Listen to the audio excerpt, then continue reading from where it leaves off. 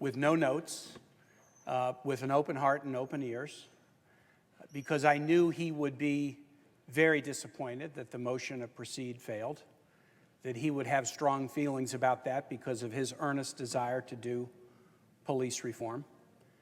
I don't question that desire or the desire of any of the co-sponsors of his bill, just as I hope colleagues on the other side don't question the sincerity of Senators Booker and Harris and those who co-sponsored their bill. But I came with no notes to listen to my colleague and then to offer a word of explanation. I'm one of the 44 people who voted no. The senator from South Carolina said those of us who voted no on the motion to proceed didn't vote no on the what. We voted no on the who. That's a stiff charge. That's a stiff charge. What I want to say is this: I voted no not on the what and not on the who. I voted no on the how. On the how. We tried it the wrong way. Let's try it the right way. My colleague from South Carolina acts as if this discussion is over. It's only over for those who want it to be over. We tried it the wrong way. Let's try it the right way. What do I mean by that? I think everyone in the chamber knows what I mean by this. This is an amazingly important topic that is exciting deep and legitimate concern in the streets of every community in this country.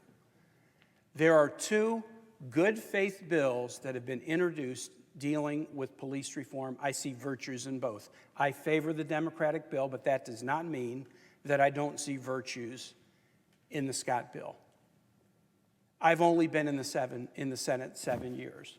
I'm not an expert on procedure, as some are who are standing in the chamber right now.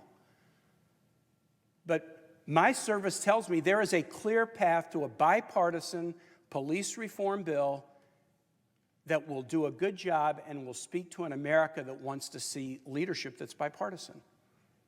And it's obvious. These bills are both in the province of a judiciary committee that is chaired by a Republican from South Carolina, Lindsey Graham, whose ranking member, Dianne Feinstein, has been on that committee for a very long time. Why are these bills not being taken up in committee with a Republican majority and debated and marked up and reported to the floor in a bipartisan way? I serve on the Armed Services Committee. That's what we do every year with the NDAA. We introduce it. We let members have the ability to offer amendments that can be voted on by a simple majority vote in committee. We get to the end of a process, and when no one has an amendment left, we then have a final bill, and then we vote it out overwhelmingly bipartisan. The NDAA came out of committee 2 weeks ago on a 26-2 vote. We'll be taking it up on the floor.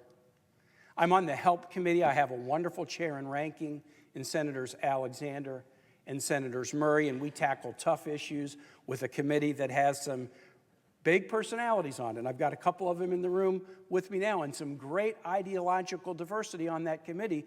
But we take up tough issues, and we don't always solve them, but we usually do. And when we put our mind to it, we report something to the floor, and we do it in a bipartisan way. And when it comes in a bipartisan way, there's a great chance that we get action here on the floor. That's the right way to do things.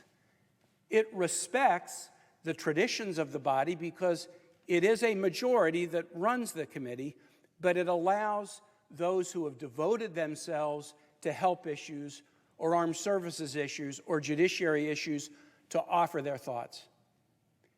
When these bills were introduced, I assumed, led by Senators Graham and Feinstein, would put these bills together and have a markup and let people offer amendments with a 50% vote threshold and then report out a bipartisan bill. Why would the Judiciary Committee not do it? I believe the leaders of the committee wanted to do it, but I believe they were told not to do it. They were told, we're not going to use the committee process on this. We're going to force this to a floor vote, a snap vote, and then when it goes down we will say, Democrats killed it, it's all over, move on to the next issue. This is only over for anyone who wants it to be over. I think the vote today says we're not going to do it my way or the highway. We ought to do it the right way. The way we do the NDAA. The way we did the First Step Act. The First Step Act, criminal justice reform, Democrats and Republicans working together in committee and then negotiating with Jared Kushner and others at the White House. We did something good that all can take credit for. How about the CARES Act? There's a recent example of this. The CARES Act was an unusual one. We were under an emergency. We were socially distant from each other. We couldn't even be in the same room as we were negotiating it, and it was in multiple committees' jurisdiction, so it wasn't as if one committee was taking it up. But there was good faith, bipartisan negotiation on the different pieces of it. One day, the Leader McConnell, called us all back to Washington on a Sunday to vote not on the bipartisan negotiated bill, but on a partisan version. And again, Democrats on this side of the aisle said we are not ready to proceed. We're in the middle of bipartisan discussions. We're not ready to proceed to the partisan bill because we are in the middle of bipartisan discussions that will have a payoff for this country. And so we voted no. Not on the what, not on the who. We voted no on the how. We're not ready to proceed to a partisan, my way or the highway bill when we are engaged in bipartisan discussions that can find a solution that's good for the country. And guess what happened? 3 days later, after that no, we were here on the floor voting yes. Voting yes to a bipartisan bill that helped individuals and families, that created a grant program for small businesses, a loan program for large businesses, aid to state and local governments, aid to hospitals and nursing homes and healthcare providers. We voted no on the my way or the highway and said, stay at the table with us, let's have bipartisan discussions, and we can get to a yes. And even as members of this body were being diagnosed with coronavirus or exposed to it, we stayed at the table until we could get the work done, and we did it for the good of the country. This discussion is not over unless people want it to be over. Senator King and I, on Monday, sent a letter to the two leaders and to the Judiciary Committee chair and ranking, and we said, for God's sake, with a nation that is crying out for solutions that can show some unity, please do with this bill what we know will work, what has worked. Let the Judiciary Committee take it up promptly. Let them work and report it to the floor, and we can do this bill before the August recess and do it in a way where in committee and on the floor, everyone has a chance to participate, and we can get a win for the American public on a topic that is critically important. It is my hope we will still do that. Again, the tenor of some of the conversations is if this is now over and in the rearview mirror, not to be returned to until after November. I don't accept that. I don't accept that. These bills are pending. We have a Judiciary Committee that can do this work. I went to the Judiciary Committee this morning to introduce a judicial nominee and asked members of the committee who were there, if you took these bills up in committee, could you find a bipartisan result?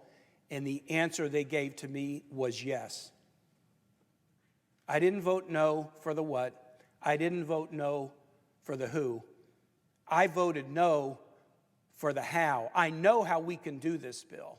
And shame on us on a matter of such seriousness if we don't engage in a process whose seriousness matches the gravity of the moment.